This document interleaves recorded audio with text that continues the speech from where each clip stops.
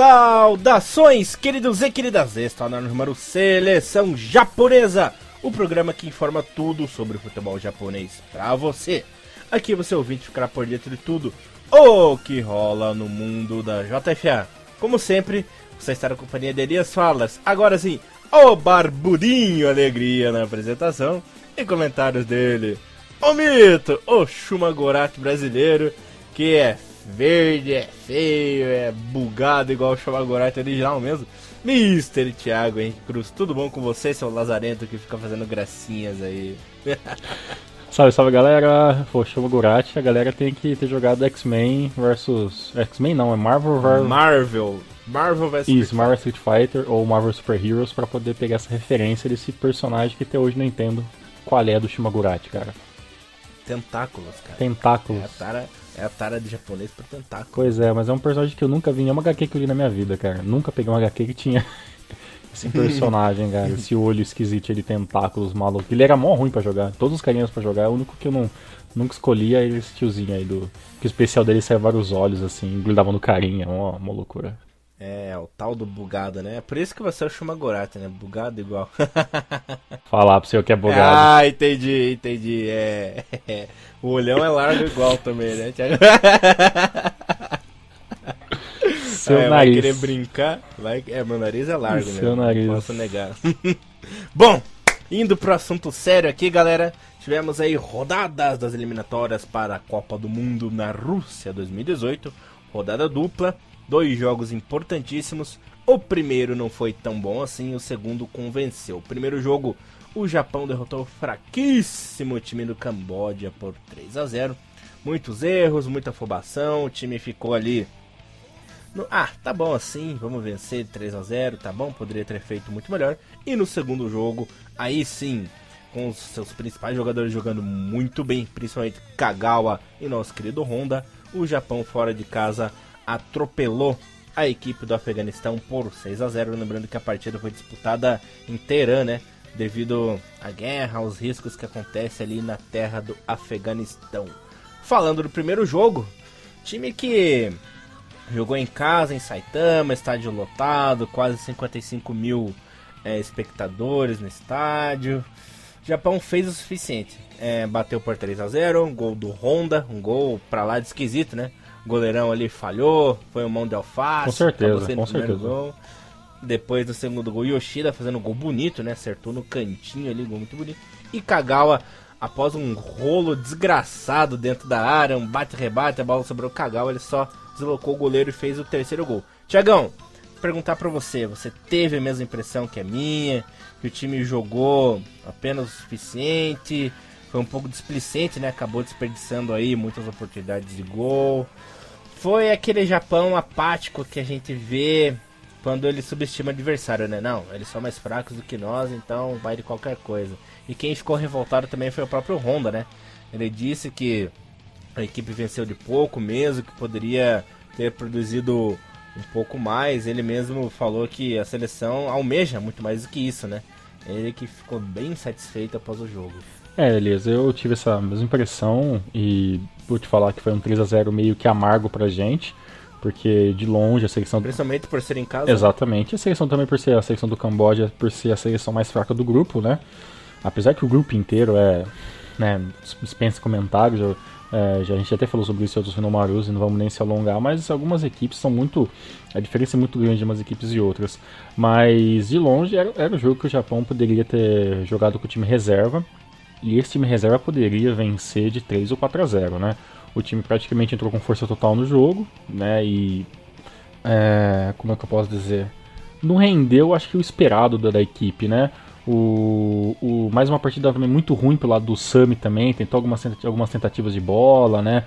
Deu ali, teoricamente, um dos passes que girou o gol, mas arriscou muito de fora da área, alguns lances meio que desnecessários, perdeu muita bola também enquanto estava no ataque.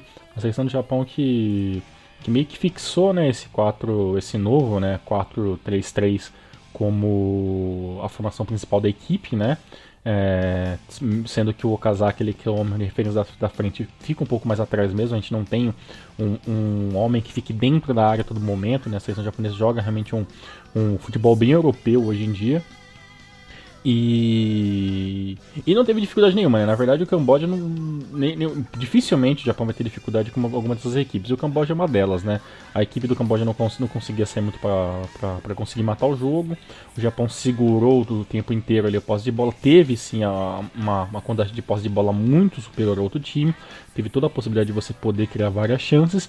E meio que se deixou, né, perder algumas chances porque eu sabia que o jogo era fácil. E depois do o segundo gol, praticamente o jogo estava resolvido, né? O Honda jogou muito bem, né? Apesar do seu gol ter sido um pouco aqui na sorte, né? Pelo erro do goleiro. Mas o camisa 4 da seleção japonesa aí, voltando a jogar muito bem, talvez, apesar que a marcação também não ajudou muito também, né? São jogadores muito fracos e isso deixou que o Honda tivesse muita possibilidade. O Kagawa jogou muito bem, né? Uma partida bem ok, mais ou menos pelo lado do Muto e do Takashi Sano, como eu falei. Dos restantes jogadores que já são jogadores que já jogam na seleção com um pouco mais de regularidade, uma partida ok, sem nenhum tipo de susto. Só para lembrar a galera aí quem são os jogadores da vez, né? Por causa que a seleção, desde da estreia nas eliminatórias, mudou-se alguns jogadores que foram trazidos de volta e outros que já foram cortados de logo de vez, né? Só lembrando rapidamente, Elias, os 3 goleiros que foram nessa convocação foram o Nishikawa, o Higashiguchi e o Rokutan, né, do Vegeta Sendai. Uma das poucas coisas que anda aparecendo no Vegeta Sendai. Rokutan no Rokutan no Ken. Os laterais veio também lá os 2 Sakais, né, o Hiroki e o Gotoku, né, o Yonekura do Gamba Osaka e o Nagatomo. Né, os zagueiros foi o Yoshida, o Niwa, o Makino e o Morishige. Os volantes, o Hasebe, o Yamaguchi, o Ataru Endo no Shonan Belbaro e o Gaku Shibazaki, né, também que, né, não tiveram chances nesses últimos 2 jogos. E os meias, né, o Genki Haraguchi, né, que jogou muito bem a segunda partida, o Shinji Kagawa e o Honda. E os atacantes ali veio o Kisuke Nagai do Nagoya Grampus, o Takashi Usami do Gamba, o Yoshinori Muto do Mais 05, o Shinji Okazaki e, mais uma vez aí, mas sem nenhuma oportunidade de jogo, veio o Shinzo Kuroki, né, do Ural ali, que no Copa da Leste da Ásia teve um pouco mais de espaço no time. O time praticamente escalou com força total, né, sem nenhuma dificuldade, mas um jogo feio, né? O Japão errando demais nesse primeiro jogo do Camboja, mesmo um jogo muito fácil, que poderia se meter 5, 6 a 0. E seria até melhor a equipe ter começado a jogar, ao meu ver pelo menos, ter começado a jogar esse primeiro jogo com a equipe reserva pelo menos, para poder fazer um rodízio melhor sobre esses jogadores, porque era realmente o adversário mais fácil para se bater, mas eu acho que o Aguirre acabou não querendo dar chance pro azar e acabou escalando o time com força total e rendeu. Acho que não foi exatamente o jogo que a gente queria ver do Japão contra o Camboja, mas pelo menos foi uma vitória fácil, um tipo de susto que dos mares o menos pior, né, Elias?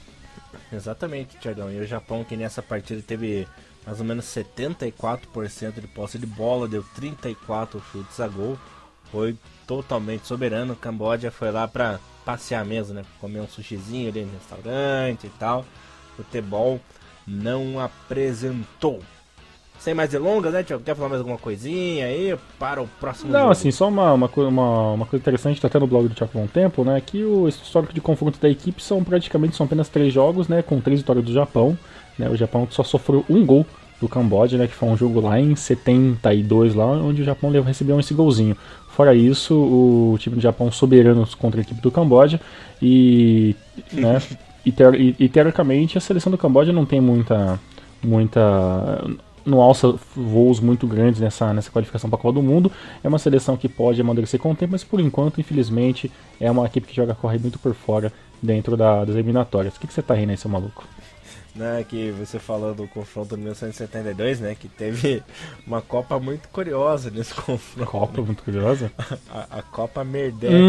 Sim, Merdeca. Eu fico imaginando, deve ser uma... O que será que é Seria uma Merdeca. esse campeonatinho, né?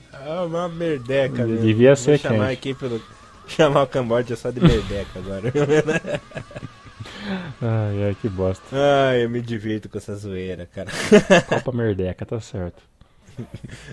Fez jus ao nome, né? Uhum. Bom, por falar em Merdeca, vamos aí ao segundo jogo, terceiro da rodada. Lembrando que na primeira rodada das eliminatórias, o Japão passou vergonha, acabou empatando em casa contra a seleção de Singapura por 0-0. Um jogo que não gostaríamos de lembrar, né? Mas temos que falar para os nossos ouvintes que o jogo aconteceu, né? Para quem não sabe. Enfim, águas passadas. Agora sim, Japão dando show na segunda partida, derrotando a equipe do Afeganistão por 6-0, jogando lá no Irã, né? Kagawa abrindo aí o placar para o Japão, depois o Morishige fazendo o segundo, Kagawa marcando o terceiro também, Shinji Okazaki fazendo o quarto, fazendo o quinto também, e fechando com o Honda. Esse jogo que teve um lance curioso, né, Thiagão? No segundo gol ali do Japão, a bola tava quase saindo ali no tiro de meta da equipe do Afeganistão. O Honda se esticou todo, esticou a perna lá, Dawson, né? Conseguiu evitar a saída. Quer dizer, não sei se conseguiu evitar a saída. Muitos meio... falaram que a bola tinha saído sim, né? No meu ver ali, a bola não saiu 100%. Eu acho que ficou um pouquinho da bola ali no gramado, né? Dentro do campo e acabou não saindo completamente, né? Mas o juizão teve a mesma visão que a minha, né? E acabou assinalando o gol para a seleção japonesa. E você, Thiagão, o que você achou desse lance aí? Saiu, não saiu? Então, cara, eu acabei conseguindo achar o jogo para download depois, né? Foi até disponibilizado lá no grupo do Futebol Nippon pelo Thiago Bom Tempo. E eu reassisti o jogo novamente, né? Antes de a gente poder gravar esse podcast. E eu tive a impressão que a bola estava... Eu acho que eu fiquei meio que em você. A bola saiu, mas não saiu completamente. Então não sacramenta a bola fora de jogo, né? A bola saiu a metade e o Honda conseguiu tirar. E também os ângulos também, que é da televisão ali local ali, também não ajudou muito, né? Mas eu acredito que não é um lance ali que faria muita diferença no jogo. O Japão muito superior, né, ao time do Afeganistão. O estádio bem, né? Praticamente não tinha mais do que 8 mil pessoas ali, 8, 9 mil pessoas no estádio. Estádio bem vazio, né? Eu esperava um pouco mais, apesar que o jogo era fora, né, do Afeganistão, então é normal que o público não venha tanto. Mas o Japão, desde esse gol ali, o Japão já estava praticamente superior à equipe. O time do Afeganistão não tinha praticamente possibilidade nenhuma de tentar um contra-ataque. Foram raras as chances que o time do Afeganistão chegou, né, e arriscou alguma coisa ali que seria alguma dificuldade para o Nishikawa, né, que foi mais ou menos o goleiro da seleção. Então acho que se a bola realmente saiu, acho que o time do Afeganistão não vai poder reclamar que foi o lance que mudou completamente o jogo, né.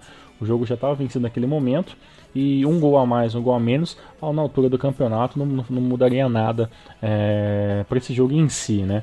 Lembrando que a única mudança, né, dessa equipe que entrou em campo nesse segundo jogo foi a saída ali do Yoshinori Muto, né, para a entrada do Haraguchi, que ao meu ver atuou muito bem, muito melhor até o próprio do que o Muto e do que o Takashi Usami. E a equipe, nós mesmos entrando com a equipe praticamente completa, força máxima, não dando nenhum tipo de chance para azar, jogando um futebol muito agressivo, e isso fez com que o time do Afeganistão ficasse um pouco mais recuado, um pouco mais recluso, não deixando que ele tivesse possibilidade de poder lançar alguma coisa. E também, vamos falar a verdade também, que o esquema tático que o time do Afeganistão joga também é um esquema tático muito esquisito, né, cara? Eles jogam com uma linha de 2, né, zagueiros. Tinha 2 pontos, mas também tinha 2 zagueiros na frente, então era tipo mais ou menos um 4-2, e esse 2, eles ficam bem um pouco à frente do meio campo, né? Então eles jogavam com os atacantes muito recuados. É um time que entrou praticamente com 2 linhas de 4 ali, defensivas praticamente, e 2 laterais em cada ponta, para tentar jogar um jogo mais rápido pelas pontas. É um esquema tático muito diferente, muito esquisito, e que dificilmente ia funcionar, né? E bem, o Japão não tem nada a ver com isso, né? O chute de Kagawa para mim foi acho que uma das melhores coisas desse jogo, né? Um chute muito bom ali da entrada da área, matando completamente a chance do goleiro. E o Morishige, né, fazendo um dos gols também. Ou seja, mais uma vez um zagueiro fazendo, né? Tivemos o Yoshida no primeiro jogo, e agora o Morishige fazendo também o gol ainda, né, na primeira etapa, né? O primeiro tempo foi esses 2-0, e depois o segundo tempo foi mais ou menos um gol de Kagawa, 2 do Okazaki e o do Koisuke Honda por fim. A única coisa, Elias, que eu gostaria de frisar assim que vendo o jogo é que quando você vê uma equipe vencendo por 6-0, você pensa que foi um puta de um chocolate e o jogo foi completamente vencido dentro de campo pela seleção japonesa. Mas na verdade, o time do Afeganistão também nem entrou em campo também, né? Uma equipe muito inferior em relação à seleção japonesa. Você acha que o time entrou meio explodido, assim, meio bombardeado? Sim, entrou assim um pouco já cabisbaixo já. Isso é uma coisa, né? A camisa do Japão chega a pesar dentro da asa de uma certa maneira, onde as equipes elas já entram com uma outra postura, né? E essa postura de realmente de você jogar um futebol um futebol defensivo, porque se você abrir demais você toma, né? E o time do Afeganistão segurou o primeiro tempo inteiro, levou 2 gols. No segundo, quando tentou abrir um pouco mais esquema tático, aí foi minado completamente pelo múltiplo ataque superior que tinha a nossa seleção japonesa, né? Mas são adversários fracos, né? Então, digamos que são vitórias com V maiúsculo, né? Mas assim, não é nada pra gente ficar se vangloriando, né? Porque aquilo que eu já falo, né? É bom ver a seleção japonesa vencendo bem, mas também não é parâmetro pra nada, né? Você bater em bêbado não é parâmetro pra nada, né? Então, o time do Japão poderia, mais uma vez, entrar com a força máxima, mas mudar no meio campo, mudar no começo do segundo tempo para uma equipe mista, para fazer com que esses jogadores tenham um pouco mais de rotatividade e que melhorem alguns jogadores que precisam melhorar, que nem, por exemplo, trouxe o Kuroki, mas nem testou o Kuroko dessa vez. Trouxe alguns outros jogadores, o Sushiendo, né, o próprio Gaku Shibazaki, que é um jogador que já tem um pouco de rodagem na seleção, mas são jogadores que praticamente também nem entraram, né? No caso, o Hataru Endo entrou no finalzinho do primeiro tempo, no finalzinho desse segundo jogo, no lugar do Hasebe. E o Muto voltou a ser colocado, mas teoricamente você não viu ali uma modificação tática, né, assim, muito explícita que tenha feito a seleção jogar de maneira diferente, visando adversários um pouco mais fortes. Mas vendo o Japão vencer bem, tem um lado positivo e tem um lado negativo. Então, só resumindo o que eu falei tudo. O lado positivo é que a seleção japonesa precisa vencer os jogos fáceis para somar pontos, para fazer saldos de gols, né, pelo aquele jogo que faltou, e impor a sua superioridade desse grupo fraco. Ponto. Qual que é o lado negativo? É que a gente não pode entrar na pira que, digamos que o meio de comunicação japonesa traz, que tá jogando vencendo de 6 e tá jogando bem. Tá vencendo de 6 porque tá jogando contra ninguém. Se estiver jogando com uma seleção um pouco mais forte, não vai meter 6. Então a gente tem que levar em consideração que não adianta meter 6 no Afeganistão e depois empatar com Síria, você entendeu? Empatar com Coreia do Norte, entendeu? Não adianta. A gente tem que meter 6 aqui e vencer de 2 ou 3-0 aqueles outros times um pouco mais fortes pra você manter a soberania, que é uma coisa que infelizmente desde o final da Copa do Mundo 2014 ou até um pouco antes, o Japão não tem, que é essa sequência de bons resultados, mesmo contra equipes fracas, contra equipes médias, estrelas. Disse tudo, Thiagão, assino embaixo. O cara é um mito da comunicação mesmo, né? Como é que Muito pode? obrigado. Lembrando que... por nada. Lembrando que temos aí o compromisso mais importante do ano, no dia 6 de outubro, né? O Japão enfrenta o líder do grupo, que é a Síria no momento, né? Teve 3 jogos e 3 vitórias, jogando em Oman. Não se sabe o local ainda, mas devido aos confrontos que vem acontecendo lá na Síria, o jogo também foi transferido para um país mais seguro. Antes de eu falar do resto dos confrontos do Japão aqui, eu vou dar uma resumidinha no que aconteceu nas eliminatórias asiáticas, né, nos principais jogos. Ah, seria bom isso, viu? Pra todo mundo ficar bem inteirado do que tá acontecendo, porque é um bando de grupo, é um bando de jogo, né? Então é bom a gente saber pelo menos os principais, assim, né? Exato. Os jogos foram os seguintes: Goa e Oman ficaram no 0-0. Péssimo resultado para a seleção de Oman, né, que vem crescente aí no futebol asiático. Bangladesh foi goleada em casa pela seleção da Jordânia por 4-0. Taiwan perdeu em casa no clássico diante do Vietnã por 2-1. Síria derrotou o Camboja por 6-0, né, peso morto do grupo. Ilhas Maldivas foi derrotado pela China por 3-0. Resultado excelente para as Ilhas Maldivas, que geralmente perdia de 9, 10, 11 para a China, né? Freguês eterno da China. Hong Kong perdeu em casa para o Qatar de 3-2. Tailândia e Iraque fizeram um excelente jogo, ficaram 2-2. Excelente resultado para a Tailândia, que também vem se destacando aí ultimamente nos últimos anos. Será que vai? Não sei, veremos em breve, né? Mas Tailândia também é rei de pipocar, né? Vai bem no começo e depois acaba pipocando. Kuwait venceu fora de casa Laos por 2-0. Uzbequistão 5, Filipinas 1. Tivemos o jogo do Japão, né? O jogo mais curioso da rodada foi entre Malásia e Arábia Saudita, né, Tiagão? A equipe da Arábia Saudita vencia o jogo lá na Malásia por 2-1 até os 43 minutos da etapa final. Quando deu uma loucura uma loucura geral na torcida da Malásia, eles começaram a tirar sinalizadores para dentro do campo, né? E o juiz, vendo que a coisa ia ficar feia, que tava ficando fora de controle, ele acabou encerrando o jogo antes mesmo de acabar, dando vitória aí total para a Arábia Saudita, né? O jogo foi suspenso, mas acabou 2-1. A Austrália derrotando o Tajiquistão por 3-0, fora de casa, né? Poucos gols aí de seleção australiana. O Irã derrotou a Índia por 3-0 também fora de casa, poucos gols aí da equipe do Irã. Palestina e Emirados Árabes ficaram de 0-0, grande resultado da Palestina, né? Jogando ali contra os Emirados, conseguiu segurar o 0-0. Emirados que inclusive eliminou o Japão na última Copa da Ásia, né? Vem crescendo aí no futebol asiático. O Líbano foi derrotado em casa para a Coreia do Sul por 3-0. Péssimo resultado para os libaneses. E o Iêmen perdeu em casa para o Bahrein por 4-0. Vou falar rapidinho aqui a situação dos grupos, Thiago. No grupo A, o líder é o Emirados Árabes com 7 pontinhos, seguido da Arábia com 6. Depois Palestina 4, Timor-Leste 1, Malásia tem 1 pontinho também. Lembrando que... Até aí tá tudo na teoria básica, né? Por enquanto, tudo normal. Lembrando que nessas eliminatórias classifica direto apenas o primeiro colocado, e o segundo colocado vai para uma espécie de... repescagem? Não é repescagem, é um ranking dos segundos colocados. São ali 8 segundos colocados, os 4 melhores conseguem classificação para a segunda fase das eliminatórias, da terceira fase, né, das eliminatórias da Copa da Ásia, e do 5º ao 8º ali consegue vaga apenas para a Copa da Ásia, ou seja, é melhor ficar em primeiro lugar no grupo para garantir 100%. Com certeza, com certeza.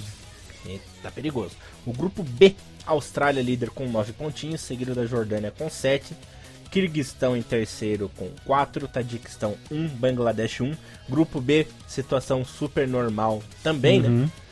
Ali no grupo C temos Catar líder com 9, China com 7, Hong Kong 7 também, Ilhas Maldivas e Butão com 0 pontos, situação normal também no grupo C. Grupo D temos o Irã líder com 7, Oman também tem 7 pontinhos em segundo. Temos aí Guam em terceiro com 7, né? Grande surpresa aí nas eliminatórias.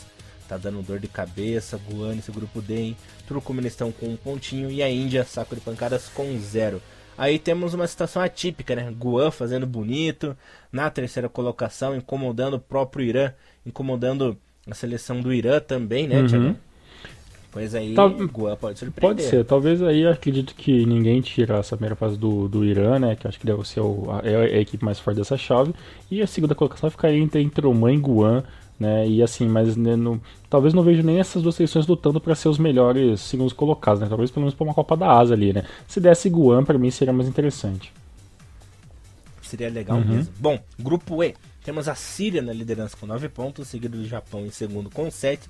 Singapura tem 4, Afeganistão tem 13, o Camboja, saco de pancadas, não tem nada. Por enquanto o Irã vem surpreendendo, né? Na liderança, após a nossa pipocada. Vai se foder. Bom, grupo F, Tailândia na liderança, né? Grande surpresa aí por enquanto, com 7 pontinhos, seguido do Iraque com 4. Em terceiro, o Vietnã com 3 pontinhos, e aí vem a dupla com 0 pontos, né? Taiwan e Indonésia. Tailândia, grande surpresa do grupo. Claro, seria uma situação normal se o Iraque fosse o líder e se a Tailândia estivesse em segundo lugar, né? Mas por enquanto a Tailândia vem numa crescente, tá surpreendendo. Vamos ver o que acontecerá com a Tailândia. Grupo G. Aí sim, tudo normal. Coreia do Sul líder com 9 pontos, Kuwait em segundo com 9 também, Líbano em terceiro com 3, Myanmar e Laos com apenas 1 pontinho. E no grupo H, uma surpresa, né, Thiagão? Temos a Coreia do Norte na liderança com 9 pontos, 3 vitórias em 3 jogos. O Uzbequistão em segundo com 6, Filipinas em terceiro com 6, o Bahrein em quarto lugar com apenas 3 pontinhos, e fechando o grupo Iêmen com nenhum. Grande surpresa, Coreia do Norte mais forte do que nunca, né? Liderando essa chave. Em segundo, o Uzbequistão, e o Bahrein, a grande decepção nas eliminatórias até agora, com apenas 3 pontinhos. Eu achando que o Bahrein ia ser líder dessa chave e passaria com o Uzbequistão, né? Mas Coreia do Norte, né? Vem muito bem aí. Pois é, a Coreia do Norte vem surpreendendo, já vem jogando futebol muito melhor nos últimos 4, 5 anos. E o Uzbequistão já é uma seleção meio que de um futebol bem agressivo e forte, desde aquele jogo contra o Japão em 2009, lá, que foi o jogo que deu que deu acesso para a Copa 2010 para o Japão, com o Okazaki. Naquele jogo o time do Uzbequistão já estava muito forte, estava jogando futebol muito agressivo, muito pegado, a marcação muito forte, e o Bahrein está se deixar para trás, né, cara? As equipes estão subindo o nível e as equipes que não se adequarem, cara, vão ficar para trás, cara. Bahrein, Emirados Árabes, são seleções que já estão meio que sentindo a pressão, porque a concorrência está subindo, cara. Tá ficando muito interessante, né? E a gente tem a Filipinas aí entre meio termo, né, cara? Não dá para esperar muito, né? Mas ver o Bahrein abaixo das Filipinas realmente é um sinal de alerta para uma seleção com futebol tão forte dentro, claro, do futebol asiático, que no caso é a seleção do Bahrein, né? O Bahrein que chegou perto de disputar uma Copa do Mundo em 2006, quando acabou sendo eliminado apenas na repescagem intercontinental. Em 2010 também, né? Teve perto de disputar a Copa do Mundo. Em 2006 perdeu para Trinidad e Tobago. Em 2010 acabou sendo derrotado pela Nova Zelândia, se não me engano. Repescagem mundial ali. Coisa tá ficando feia. Tiagão, mais alguma coisa que você queira falar aí ou fala dos próximos confrontos japoneses? Bora falar sobre os próximos confrontos. Acho que de seleção, né, os jogos sempre não tem muito o que se falar também, não tem nem. A gente espreme ali um pouco do caldo da informação, mas teoricamente, quando a seleção joga com um time 100%, teoricamente é vitória na certa, né? A gente só espera para ver mesmo um pouco mais de movimentação, um pouco mais de mistagem, né, entre os jogadores mais fortes e os jogadores mais fracos no banco da seleção japonesa. E eu vou fazer para mim aqui uma grande observação, né, dos dois ótimos jogos que fizeram ali o Hotaru Yamaguchi, né, dando um dos toques, né, pro gol do Okazaki ali no segundo jogo, jogando praticamente o primeiro jogo sem nenhum tipo de erro. Então a gente vê esse jogador que a gente até comentou alguns outros renovados, se ele poderia voltar a ser o que foi antes da lesão que ele teve no passado.